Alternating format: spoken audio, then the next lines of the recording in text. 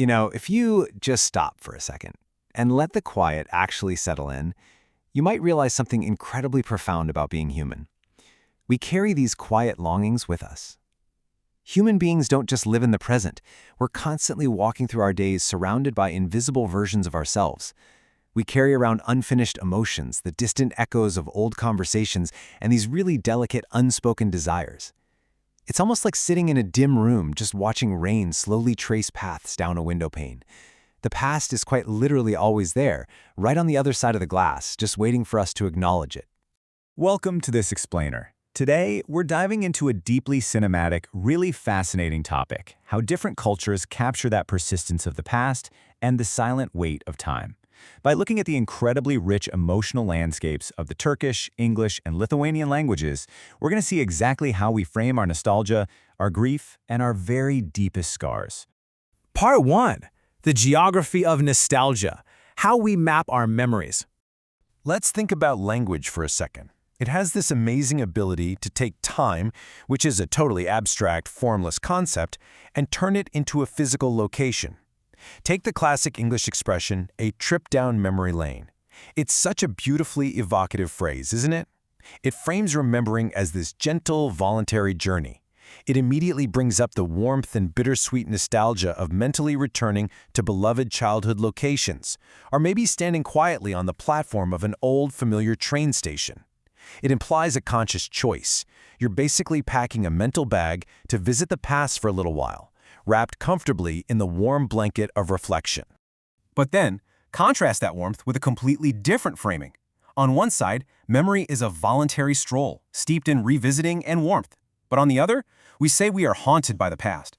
Suddenly, the past isn't some sunny, inviting lane anymore. It's a thick fog that rolls in, completely uninvited.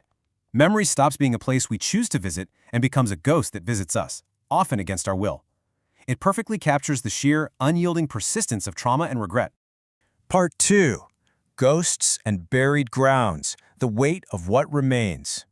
When memories act like emotional scars, the language we use to describe them gets darker. It gets significantly heavier and completely inescapable.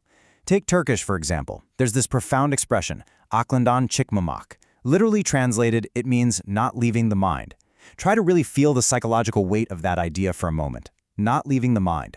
People use it to describe an emotionally unforgettable attachment or a lingering obsession. This isn't just recalling a memory. It's a memory that absolutely refuses to vacate the premises of your mind, dragging along this deep, resonant longing or heavy regret with it. And that leads us to a much darker psychological act. Neišblesta, literally, to dig into the past. The imagery here is just striking. It's the conscious act of reopening old, painful emotional wounds. It frames the human mind almost like an abandoned street, or an ancient buried ground, where looking back isn't just a simple glance over your shoulder. It's a painful, somewhat violent excavation of yourself. This actually parallels the English concept of buried memories so perfectly. We're talking about profound experiences that are hidden or intentionally suppressed over long stretches of time, which builds up this immense psychological tension. They're like lingering shadows in the dim rooms of our subconscious. They don't just magically disappear because we threw a sheet over them, right? They wait.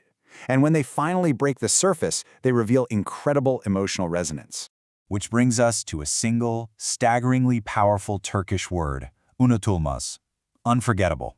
And I don't mean remembering where you left your keys or recalling a passing conversation. This word denotes an emotionally permanent memory, one that was forged in the intense fires of deep love, profound loss, or serious trauma. It's a distinct mark left on the soul that simply cannot and will not be erased.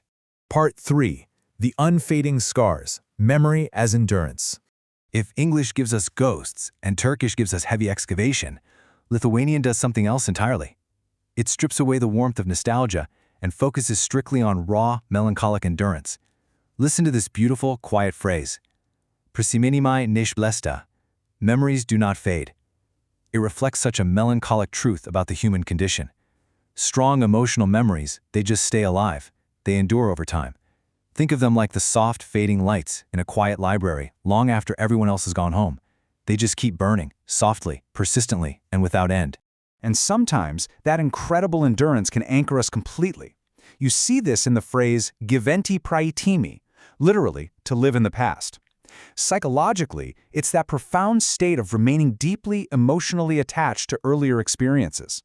It paints this picture of a very quiet grief, a life lived entirely backward, where a person is simply unable to step out of the shadows of old photographs. Part 4. Why we hold on. The psychology of remembering. All of this inevitably forces us to ask a deep psychological question. Why do human beings carry these heavy, sometimes incredibly painful things with them day after day? Why do we preserve painful memories? I want to pause here for a second and just let that sink in. What is the actual utility of holding on to grief? In a world that constantly pushes us forward, why won't our minds just let the pain go? And furthermore, why do some memories feel physically alive? Think about that profoundly intimate experience of finding a hidden stack of old letters in a drawer. As you read them, just tracing the faded ink, the nostalgia and the sadness intertwine so intensely that the past feels tangibly present in the room with you. It's almost as if time itself is just folded in half. Why do cultures globally describe memory using places or ghosts or scars? Well, here is the crucial point. Our most profound emotional experiences are completely invisible to the naked eye. So to understand them, to communicate them to each other, we have to map them using physical concepts we can actually see and touch. We need the architecture of physical places and the heavy weight of scars to properly explain the vast, complicated landscape of our inner lives. Which leaves us with this really haunting question. Can forgetting ever feel dangerous?